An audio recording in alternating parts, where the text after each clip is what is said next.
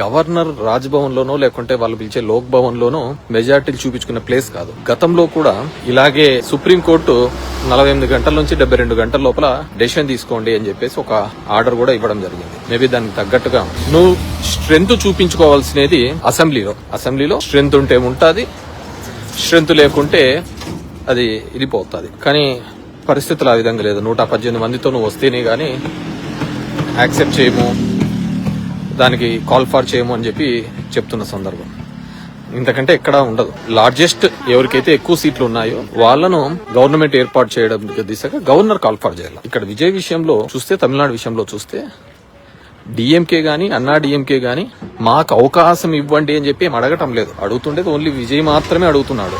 కాబట్టి అది విజయ్కి ఇవ్వాలి. కానీ ఇప్పుడు 3 సార్లు కలిసినా కానీ కాలేదు, ఏదో ఇచ్చినట్టు అనేది కూడా మళ్ళీ ఒక రూమర్స్ గా కూడా వస్తున్నాయి. సరే, అది వాళ్ళ విజ్ఞతకు వదిలేస్తాం అనుకోండి. కానీ మనం ఆలోచించుకోవాల్సింది ఏంటంటే, ఇదే 2017లో గోవాలో బీజేపీకి 13 వచ్చినాయి, కాంగ్రెస్ కి 17 వచ్చినాయి. అప్పుడు సింగిల్ లార్జెస్ట్ పార్టీ అయినటువంటి కాంగ్రెస్ ని పిలిచి అవకాశం ఇచ్చి మెజార్టీ నిరూపించుకోవాలని చెప్పాలి. కానీ అలా జరగలే. 5 రోజుల తర్వాత మళ్ళీ బీజేపీకి అవకాశం ఇచ్చినారు మెజార్టీ చూపించుకొని.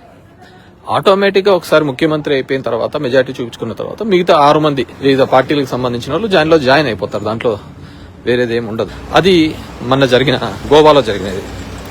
మణిపూర్ లో అయితే బీజేపీకి 2, కాంగ్రెస్ కి 21 వచ్చినప్పుడు కూడా అప్పుడు కూడా కాంగ్రెస్ ని పిలవలే. నేను ఎందుకు ఈ ఉదాహరణలు జరుపుతున్నానంటే, ఈ దేశంలో దీంట్లో ఒక తప్పుడు కల్చర్. అంటే ఒకప్పుడు బీజేపీలో ఒక ఓటుతో ఓడిపోయినప్పుడు వాజ్పేయి గారిని దించినప్పుడు అందరూ కూడా వాజ్పేయి గారిని ఇలా దించారు, ఇలా తప్పు జరిగింది అందరూ బాధపడినారు. కానీ ఈ రోజు ఆ సందర్భం ఎక్కడ కనపడటంలే. గెలుపే పరమావిధిగా దాన్ని ఏ విధంగా అయినా పోతే సరిపోతుంది అనే పరిస్థితికి ఈ రోజు రావడం చాలా దురదృష్టకరం. తమిళనాడు లాంటి ప్రాంతంలో విజయ్ అనే వ్యక్తి 2 పార్టీలను కాదని కొత్తగా 2 సంవత్సరాలు పెట్టిన తర్వాత సింగిల్ లార్జెస్ట్ పార్టీగా ఎమర్జ్ అయినప్పుడు డెఫినెట్ గా వాళ్ళకిచ్చి సపోర్ట్ రావాలని చెప్పేసి అడగవలసింది. కానీ ఇక్కడ అలా జరగటం లేదు. అందరినీ దీని మీద కోరుకునేదంటే, చాలా మంది నేను మొన్న 2 days బ్యాక్ 3 days బ్యాక్ పెడితే, అన్న మీసాలు పెట్టున్నా బాగుంటుంది, మీసాలు తీసేసినట్టు. అరే, నా మీసాలు పోతే మళ్ళీ వచ్చాయిరా. కానీ ఈరోజు దేశంలో జరుగుతున్న ఈ పరిస్థితుల్లో ఈ నష్టము మనము మాట్లాడుకోకుండా డిస్కస్ చేయకుండా పోతే డెఫినెట్ గా లూజ్ అవుతాం. నా వల్ల నేను మాట్లాడడం వల్ల వచ్చే ఇంకోటో ఏం లేదు. నాకు రాదు, ఇంకోటికి ఏం రాదు, పార్టీకి రాదు. కానీ జరిగే నష్టం గురించి మాట్లాడకపోతే, కొంతమంది నిన్నేమన్నారు, డిఎంకేను ఏఐడిఎంకే కూడా కలిసి ఇది అని చెప్పేసి. అంతకంటే దరిద్రం ఏమి ఉండదు.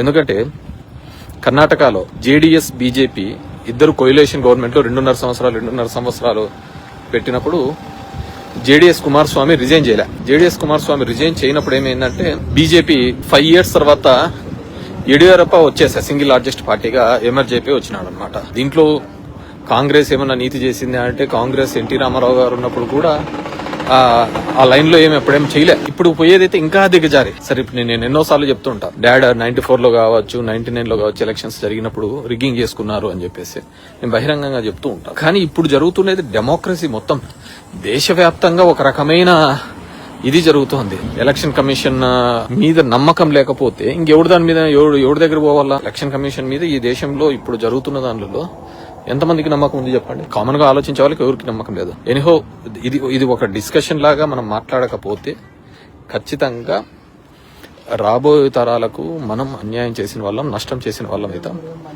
మాట్లాడలేని తనం మన చేతగానితనంగా మిగిలిపోయే ప్రమాదం ఉంటుంది. కాబట్టి సో ఐ రిక్వెస్ట్ అందరూ కూడా ఒక డిస్కషన్, దీంట్లో నష్టం వచ్చేది ఏంది లేదు.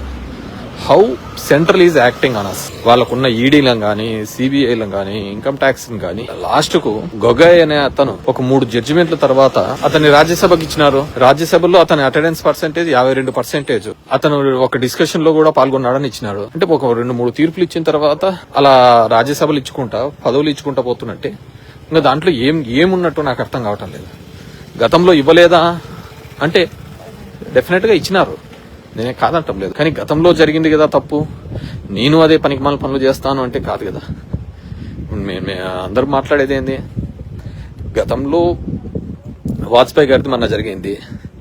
వాజ్పేయి గారు అనేది ఆ రోజు ఎథికల్ గా ఒక్క ఓటుతో ఓడిపోయినా గానీ ఇదే అన్నా డిఎంకే జయలలిత గారు విత్డ్రా చేసుకున్నాక ఓడిపోయినా కానీ ఆయన స్వాగతించిన నెక్స్ట్ ఎలక్షన్లో పోతే బంపర్ మెజార్టీతో గెలవడం జరిగింది. సో దీస్ ఆర్ ఆల్ ఇది ఉంటుంది. కానీ ఇప్పుడు అలా కనపడటం లేదే ఎక్కడ అనేది నేను ఐఎమ్ ఫీలింగ్ బ్యాడ్. ఎందుకంటే షిండేని దించినారు, శివసేనలో తీసేసి ఎవడేం మాట్లాడలే. అజిత్ పవార్ బయటకు వచ్చినాడు శరద్ పవార్ నుంచి బయటికి, ఎవడేం దాని గురించి మాట్లాడటంలే. ఏదో జరిగిపోతుంది, నాది కాదు కదా నా విషయం. కానీ సరే, ఉత్తర భారతదేశంలో అది ఎట్లయినా పోని కానీ సదరన్ లో మనకున్నంత ఫీలింగ్ కానీ ఇంకోటి కానీ పొలిటికల్ మీద ఉన్న అవగాహన కానీ నార్త్ లో వాళ్ళకి చాలా తక్కువ. నార్త్ లో ఇంకా ఇప్పటికీ ఆ పాతకాలం లాగానే నడుస్తూ ఉంటది ఆ పెత్తందారి వ్యవస్థ ఆ విధంగా. కానీ మనకి ఇక్కడ చాలా అవేర్నెస్ వచ్చిన అయినప్పటికీ కూడా మనము దాని గురించి డిస్కస్ చేయకపోవడం, దాన్ని యాక్సెప్ట్ చేయడము అనేది I feel very bad. So definite గా తమిళనాడులో జరుగుతున్న రాజకీయాలుగా సో హోవర్ ఇప్పుడు అది లేకుంటే 5 ఏళ్ళు వదులుకోలేడా విజయ్కి? ఏమైతుంది 5 ఏళ్లలో? అతను సక్సెస్ అవుతాడా, ఫెయిల్ అవుతాడా, జనం యొక్క ఆస్పిరేషన్స్ ప్రకారము నిలబడతాడా అని ఆ రోజు చూసుకోవాల్సిన అంశము. కానీ ఇచ్చిన అవకాశాన్ని సింగిల్ లార్జెస్ట్ పార్టీకి అవకాశం ఇవ్వకపోవడం చాలా తప్పు. నేను మన తెలంగాణ గవర్నర్ కూడా చేసిన అప్పుడు ఓట్ ఫర్ నోటు దానిలో ఉన్నప్పుడు పంచాయత్ చేసినాడు. పంచాయత్ చేసి అప్పుడున్న ముఖ్యమంత్రి కేసీఆర్ కి దీనిలకు I think it's not a governor's duty కాదు కదా అంటున్నా. ఇట్స్ గవర్నర్స్ డ్యూటీ కాదు కదా.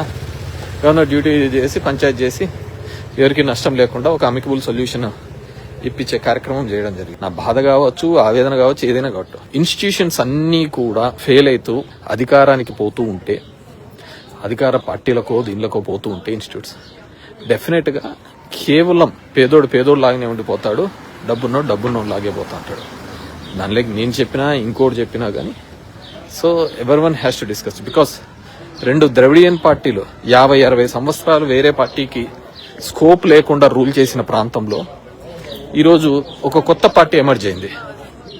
So we have to tell that emerge అయిన పార్టీకి మనం అందరము కూడా డెఫినెట్ గా న్యూ పార్టీస్కి సార్ అతను ఏ విధంగా నిలబెట్టుకుంటాడు లేదు అనేది it's a secondary. So my consideration అది. సో మీరందరూ కూడా డిస్కస్ చేయండి. నా గడ్డాలు మీసాలు అవేం పోతాయో, నెలపోతాయి, మళ్ళీ వచ్చాయి, మళ్ళీ పోతాంటాయి. కానీ system has to live. System బతకపోతే ఇది ఉపాధ్యాయులు, మేధావులు మాట్లాడాలి కోసం. నేను రోడ్ల మీదకి వచ్చి కాదు, అట్లీస్ట్ డిస్కషన్ చేయండి. మాట్లాడడానికి కూడా భయపడతాండనే ఒక పరిస్థితులలో ఉంటే అంతకంటే ఘోరం ఏమి ఉండదు. So that's the reason I'm keeping this video because I have to tell hats off to the Vijay. 2 పార్టీల మధ్య ఎవరితోనూ నేను పోను అని చెప్పి బయటకు వచ్చి ఎమర్జినాడు. సో పర్సనల్ గా అంటే కొత్తగా వచ్చిన సినిమా నుంచి బయటకు వచ్చిన తర్వాత ఆ కంఫర్ట్ జోన్ నుంచి, ఎందుకంటే సినిమాలలో అంతా పొగిడేది ఇవి తప్ప వేరేది ఉంటుంది, వాస్తవాలు చెప్పరు. అలాంటి సిస్టమ్ నుంచి బయటకు వచ్చి ఎమర్జీ ఫ్యామిలీ విషయంలో కావచ్చు, కరూర్లో జరిగిన ఇన్సిడెంట్ లో కావచ్చు, నిలదొక్కుని కాంప్రమైజ్ అడిగినా గానీ ఇప్పుడు ఎక్కడో చెప్పారు కదా పవన్ కళ్యాణ్ నాలాగనే డిప్యూటీ సీఎం ఇస్తారంట నీకు అని, కానీ హీ డిడ్ంట్ యాక్సెప్ట్.